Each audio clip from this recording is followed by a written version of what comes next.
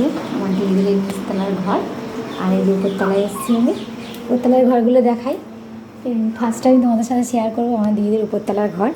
মানে কেউ থাকার লোক নেই তো, এরকমভাবেই পড়ে আছে, যে অনেক বছরের ঘর এগুলো, ঠিক আছে, বহু বছরের ঘর। এই একটা রুম, পরে কেউ থাকে না, একটা রুম। এই দরজা দিয়ে ঢুকছি, এই প্রথম একটা রুম, সেকেন্ড রুম এইটা, এখানেও কেউ থাকে না।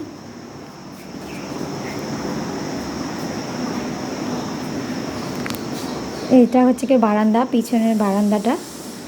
এই যে সেকেন্ড রুম, সেকেন্ড রুম থেকে থার্ড রুমে যাওয়া যাবে। এই যে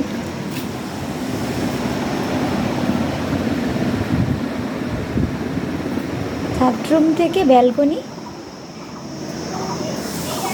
এটা ছাদ, ওই যে ঠাকুর ঘরের ছাদটা, আর এই যে ব্যালকনি। এই ব্যালকনি থেকে আর একটা মানে ঘরের ছাদ। আমার দিদির বিশাল বড় বাড়ি, এর আগেও বলেছি, এখনও বলছি, বিশাল বড় ওদের বাড়ি। এই থেকে এখান মানে ওদের আগেকার ঘর তো অনেক রকম জায়গা থেকে করা আছে। এই যে টিভি, এটা উপরের, নিচে আলাদা আছে।